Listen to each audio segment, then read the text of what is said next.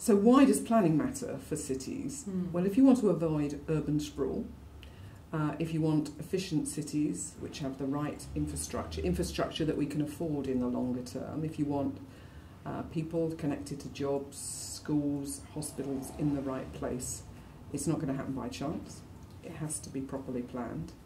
And if we are going to meet the growth in world population and some of the other global challenges we face, like climate change, cities have got a critical role, and planned cities are the way that we look at this. The link between where you plan your transport and where everything else happens, jobs and homes in particular, is absolutely critical, and we think we need really to look at it slightly differently and to think much more about how infrastructure opens up land and development, rather than it just being about how fast or how congested modes of transport are.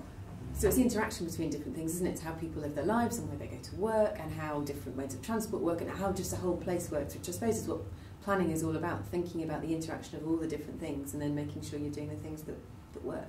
Absolutely, and there's an intensity of that in cities if you think about it. Just the number of people, the number of activities, the vibe there. If you get it right in cities, then probably you're halfway there to a solution nationally.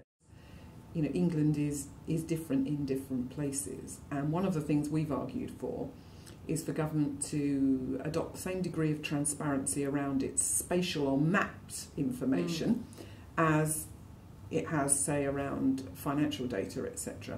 So if government departments were to make available all the information they had around places, around cities, in a common format that could talk to each other, so that a city could look at what government data tells you about flooding. We've got some of the best flood maps in the world, in the UK, with housing growth, with transport plans, etc.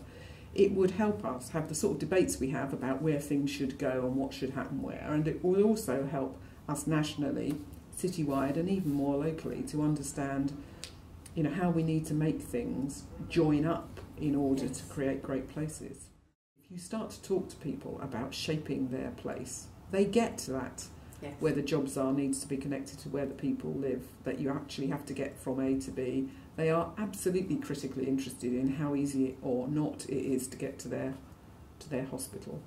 So I think inherently people are interested in planning and shaping their place. There's sort of slightly a disconnect, and we, I think, collectively have got to be much more articulate, I think, in explaining the links between the decisions you make and the planning you do.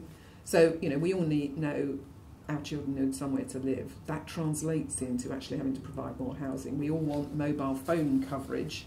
That translates into planning for the masts.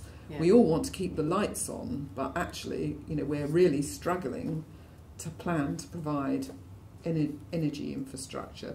So my response back to politicians is all about planning, but it's not just about planning. And the trouble I think we sometimes find in these contexts is planning is one of the things politicians think they can influence, and actually they need to influence the much wider determinants of place, and we're only one tool in the armoury.